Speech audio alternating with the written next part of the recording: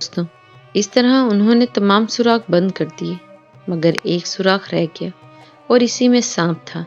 حضرت ابوبکر صدیق رضی اللہ تعالیٰ عنہ نے اس سوراخ پر اپنی ایڑی رکھ دی۔ اس کے بعد آپ صلی اللہ علیہ وآلہ وسلم غار میں داخل ہوئے۔ ادھر سانپ نے اپنے سوراخ پر ایڑی دیکھی تو اس پر ڈنک مارا۔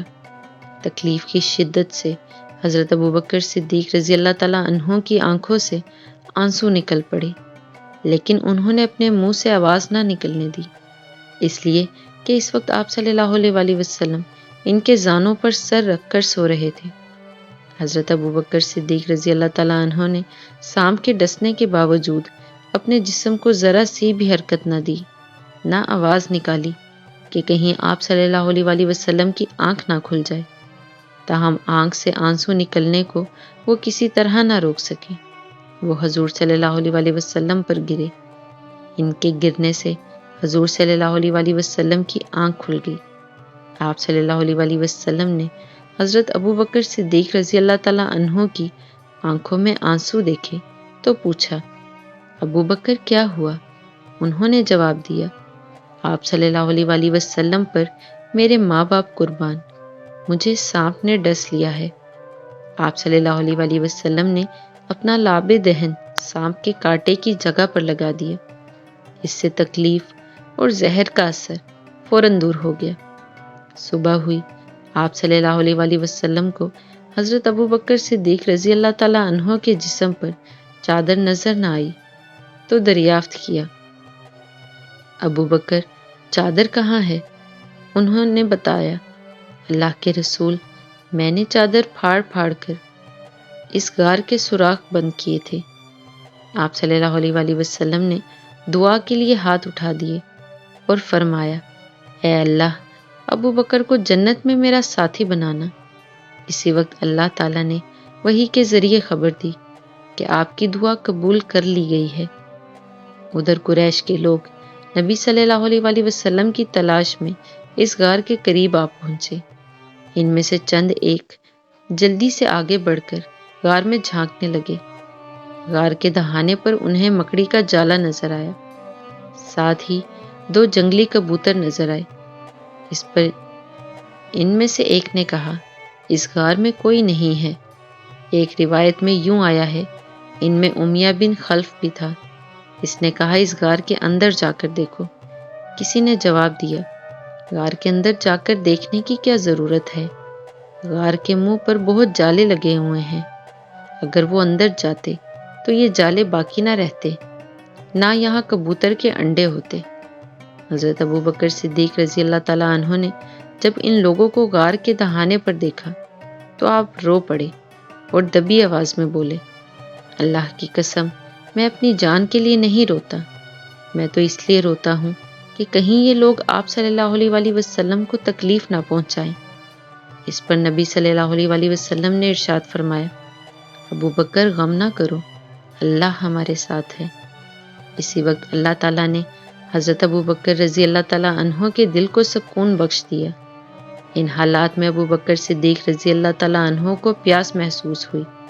انہوں نے آپ صلی اللہ علیہ وآلہ وسلم سے اس کا ذکر کیا تو آپ صلی اللہ علیہ وآلہ وسلم نے ارشاد فرمایا، اس غار کے درمیان میں جاؤ اور پانی پی لو۔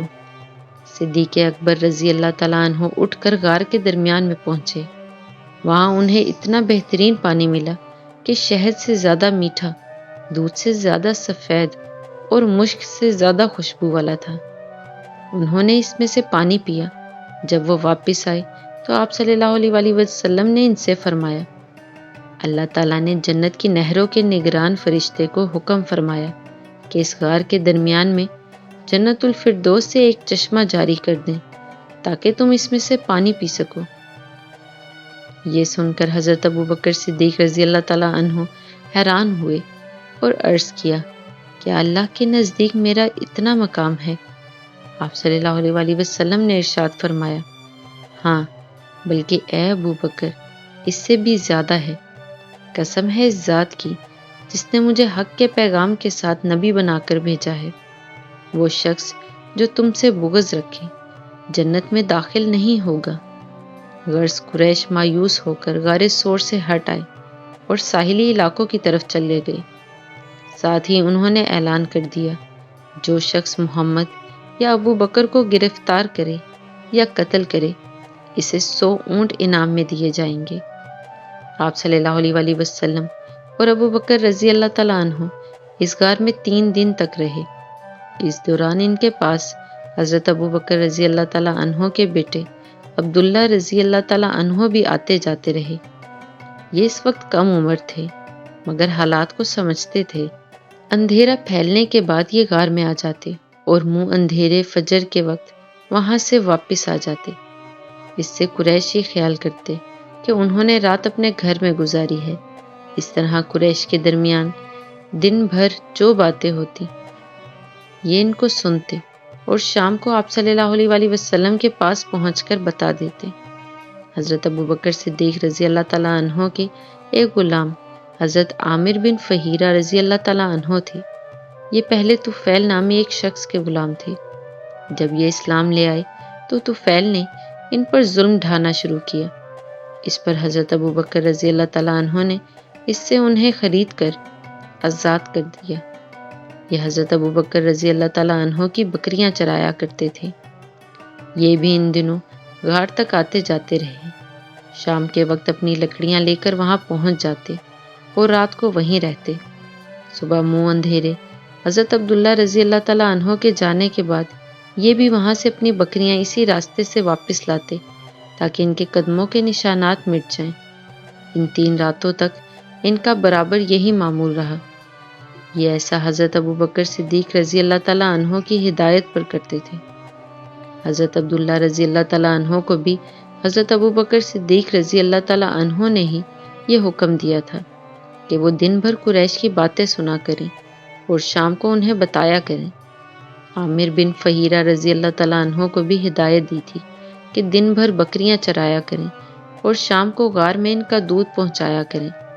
حضرت ابو بکر صدیق رضی اللہ تعالیٰ عنہ کی بیٹی اسماء رضی اللہ تعالیٰ عنہ بھی شام کے وقت ان کے لیے کھانا پہنچاتی تھی۔ ان 3 کے علاوہ اس غار کا پتہ کسی کو نہیں تھا۔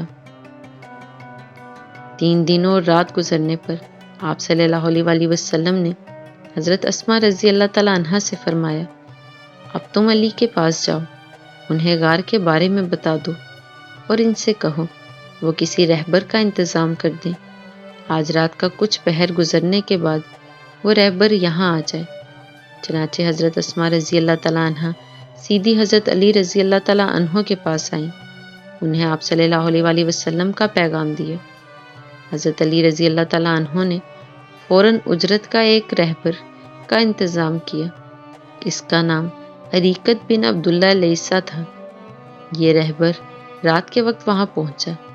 نبی اکرم صلی اللہ علیہ وآلہ وسلم نے جو ہی اونٹ کے بلبلانے کی آواز سنی، آپ فوراً ابو بکر صدیق کے ساتھ غار سے نکل آئے اور رہبر کو پہچان لیا۔ آپ صلی اللہ علیہ وآلہ وسلم اور حضرت ابو بکر صدیق رضی اللہ تعالیٰ عنہ اونٹوں پر سوار ہو گئے۔ اس سفر میں حضرت ابو بکر صدیق رضی اللہ تعالیٰ عنہ نے اپنے بیٹے عبداللہ رضی اللہ تعالیٰ عنہ کے ذریعے اپنے گھر سے وہ رقم بھی منگوا لی تھی جو وہاں موجود تھی۔ یہ رقم 4-5 ہزار درہم تھی۔ جب صدیق رضی اللہ تعالیٰ عنہ مسلمان ہوئے تھے تو ان کے پاس 40-50 ہزار درہم موجود تھے۔ گویا یہ تمام دولت انہوں نے اللہ کے راستے میں خرچ کر دی تھی۔ جاتے وقت بھی گھر میں جو کچھ تھا منگوا لیا۔ ان کے والد ابو کہانہ رضی اللہ تعالیٰ عنہ اس وقت تک مسلمان نہیں ہوئے تھے۔ ان کی بینائی ختم ہو گئی تھی۔ وہ گھر آئے تو اپنی پوتی حضرت اسماء رضی اللہ تعالیٰ عنہا سے کہنے لگی، میرا خیال ہے ابو بکر اپنی اور اپنے مال کی وجہ سے تمہیں مصیبت میں ڈال گئے ہیں۔ مطلب یہ تھا کہ جاتے ہوئے سارے پیسے لے گئے ہیں۔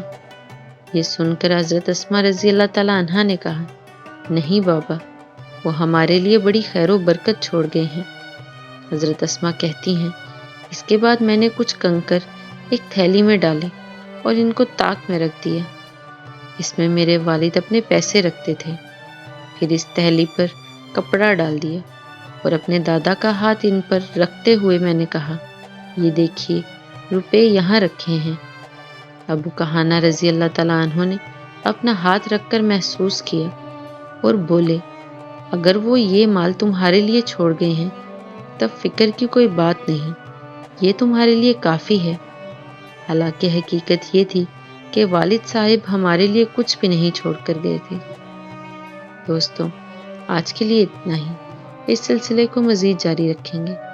اگر آپ کو ویڈیو اچھی لگے تو اسے لائک اور شیئر ضرور کریں اور چینل کو سبسکرائب کرنا نہ بھولیں۔ ملتے ہیں اگلی ویڈیو میں، تب تک کے لیے اللہ حافظ۔